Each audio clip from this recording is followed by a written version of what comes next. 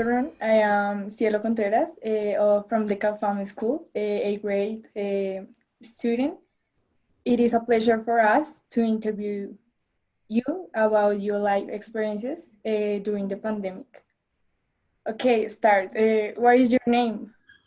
My name is Andrea. Okay, where are you from? I'm from Bogota, Colombia. Where do you live? I live in Berkeley, California. Okay, interesting. Who are you living with during the pandemic? So when the pandemic started, I was living with my partner in Boston, Massachusetts. But after my advisor told me that I had to come here to run experiments, um, I lived with my ex-roommates in my apartment. Okay, that's great. How was or has been the experience to share all that time with them? So with my partner, it was a great experience because we are in a long distance relationship. So it was nice to be with him. And also he's a graduate student, so was also busy doing his work. So we were doing our own thing. And then when I came back to California, I was with one roommate, and she's also a graduate student. So um, Okay, yeah, we're doing our own things. it's great.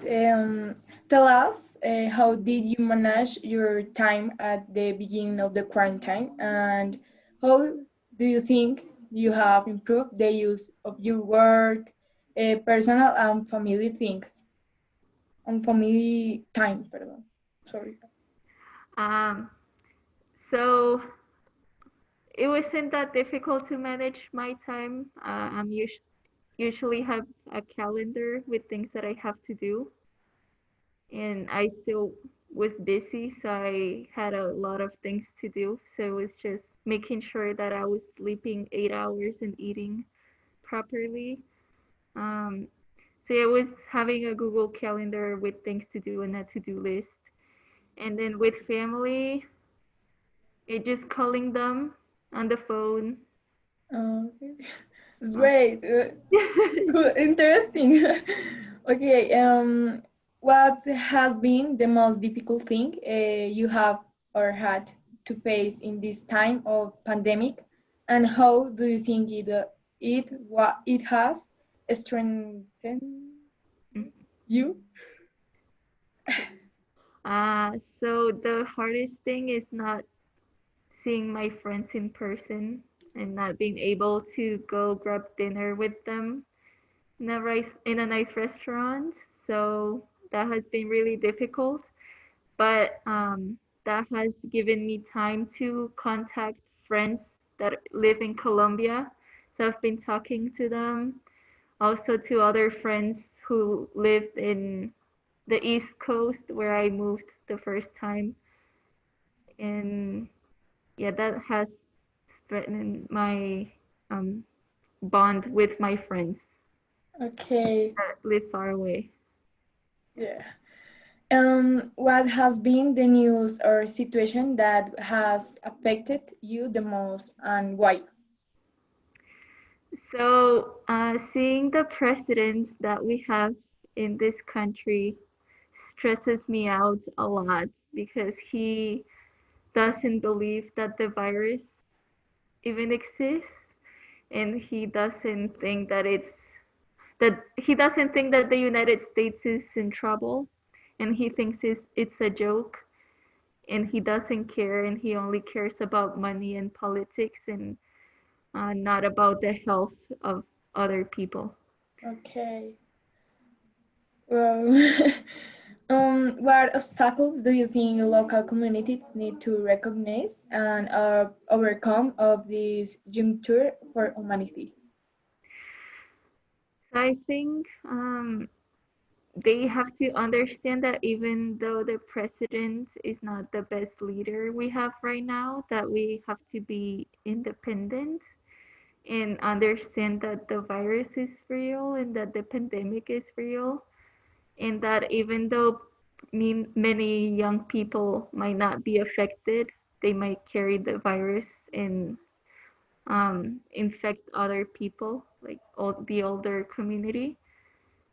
And I think people being understanding of this and having some empathy for others will be a good thing right now. I agree with that. Okay, in a phrase, what advice would you give to children and young people in the face of these moments of change? Well, make sure that you're not spending too much time on the internet. Uh, it is quarantine and all that stuff, but you can learn how to cook, um, learn a new skill, take time away from the internet is really important. Sleep well, spend time with family. Family is really important right now, and have empathy for others and So understand that good. even though you have a really strong immune system, you can make other people sick. Okay.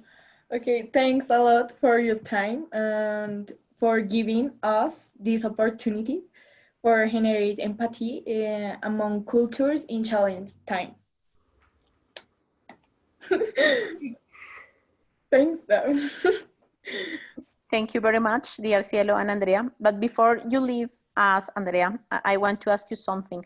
How is the experience to be an Cafam student and to challenge what you accept in your life, maybe following your dreams in USA, and how you can encourage our students to maybe follow your steps? So what I loved Cafam and like after experiencing other institutions, I would say that Cafam gave me the strength to be an independent person. Like not like having really strict teachers was really nice actually. Because here they don't care about deadlines for homeworks. You can hand in your homework whenever you want, but that is not great. So yeah, the good thing about CAFAM is that it teaches you how to be an autonomous person and at the same time explore other areas such as arts. You can do dancing if you like. That's what I did. Um, sports, um, all those things that I didn't take that much advantage of. Well, I did, but I wish I had graduated there actually. And yeah, that like being independent and not having someone telling you what to do all the time and taking that initiative is something that I learned as a CAFAM student, and that helped me a lot in college. Because yeah, students here in the US, they're used to getting everything and that teachers have to do whatever they want. And so when they get to college, it's a bit harder for them to be independent and not having professors telling them what to do. So that's really important. Thank you very much, Andrea. And another advice for them to maybe have the same opportunity you had? Uh, I would say don't be afraid to speak up and reach out to other people, sending emails to professors, looking at scholarships online. There are a lot of scholarships that really want Hispanic people to pursue higher education. So seeking out to those opportunities and just keep going. And if you don't get a scholarship, just apply again or apply to another one and don't give up. Okay, dear Andrea, you're definitely right. We never give up. No. If it is our dream, we need just to try and try and try. And once it will be the right one.